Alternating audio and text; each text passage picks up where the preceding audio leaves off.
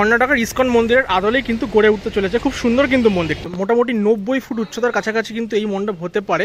এই জায়গাটাতে কিন্তু দুর্গা প্রতিমাটা বসবে, সেই জন্য এখানে একটা স্টেজ তৈরি করা হচ্ছে, সেটা বোঝাই যাচ্ছে।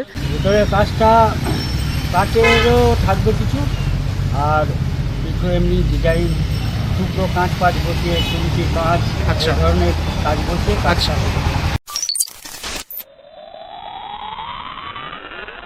প্রথমেই সকলকে জানাই আমার নতুন আরও একটি দুর্গাপুজোর ভিডিওতে স্বাগত।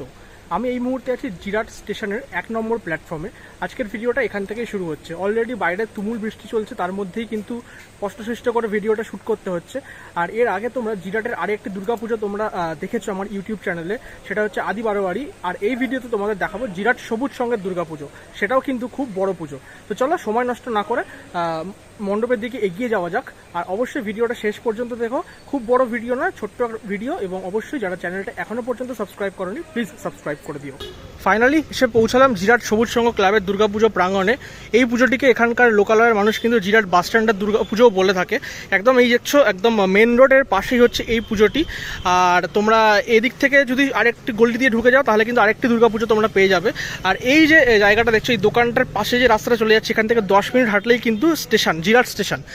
আর এই রাস্তাটা সোজা চলে যাচ্ছে সম্ভবত, আমি যদি খুব ভুল না করি, ব্যান্ডেলের দিকে।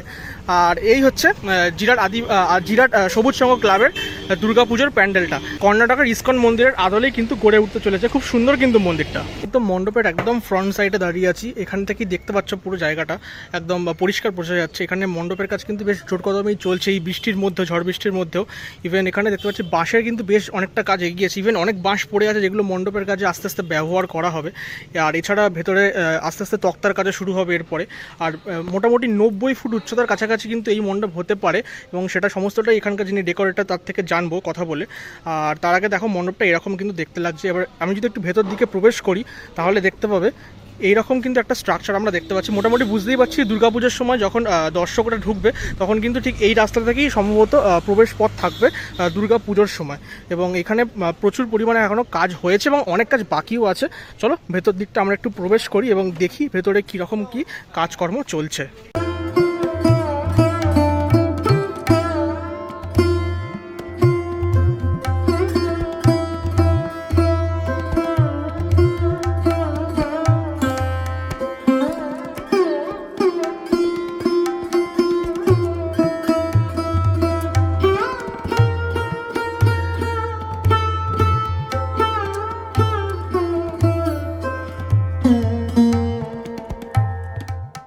মণ্ডপের ভেতরে আমি দেখতে পাচ্ছি ঢুকে এইরকম কিন্তু কাজকর্ম এগিয়েছে। স্পেশালি এই জায়গাটাতে কিন্তু দুর্গা প্রতিমাটা বসবে, সেই জন্য এখানে একটা স্টেজ তৈরি করা হচ্ছে, সেটা বোঝাই যাচ্ছে।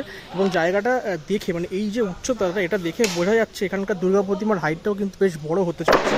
এবং এই হচ্ছে ভেতরে, দেখো বেশি কিছু অ্যাকচুয়ালি ভেতরে দেখানোর নেই। নর্মাল যেমন প্যান্ডেলের স্ট্রাকচার হয়ে থাকে নর্মাল সব জায়গায়, সেরকম একটা স্ট্রাকচার আমরা কিন্তু ভেতরে দেখতে পাচ্ছি। বাঁশের কাজ আস্তে আস্তে এইগুলোতে কিন্তু, এই তক্তার যে কাজ, এইগুলো যে কাজগুলো, এগুলো কিন্তু কাজগুলো শুরু হবে আস্তে আস্তে। জিরাটের এই পুজোটিতে মোটামুটি আমি লাস্ট 3-4 বছর ধরে আসছি। এবং অবশ্যই এইখানে গত বছর আমি যেটুকু মনে পড়ছে আমার এই মুহূর্তে, একটা টাওয়ার হয়েছিল। সেই টাওয়ারের পরে এবছর কিন্তু এখানে ইসকন, মানে আমাদের কর্ণাটকের ইসকনের মন্দির গড়ে উঠতে চলেছে। এবং হ্যাঁ, মণ্ডপের ভেতরে এই মুহূর্তে যে জায়গাটায় দাঁড়িয়ে আছে, এখানে মানে কাজ এখন এগোচ্ছে, অনেক কাজ বাকি আছে। বাট ভেতরে বাইরের দিকের বাঁশের কাজ কিন্তু বেশ অনেকটাই কিন্তু এগোচ্ছে তাড়াতাড়ি। এবার চলো এখানকার যিনি কাজ করছেন, মানে ডেকোরেটর যিনি মূল হেড, তার সাথে কথা বলে নিই এবং এই পুজোর সম্পর্কে কতটা কি মণ্ডপের উচ্চতা হবে সেটা জেনে নিই। এবছরের থিম আছে এটা কর্ণাটকের ইসকন মন্দির। এটা রথ থেকে চালু হয়েছে। আচ্ছা, আর হ্যাঁ, কমপ্লিট করতে হবে মহালয়া। কত ফুট উচ্চতা হচ্ছে এই মন্দিরের? এটা 90 ফুট উচ্চতা হবে।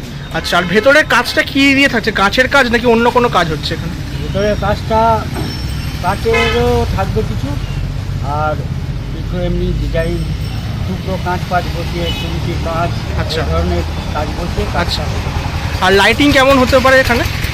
লাইটিং প্লেন লাইটিং আচ্ছা, সাধারণ। মানে কোনো লেজার লাইটিং বা ওরকম না, কিছু না, হচ্ছে না?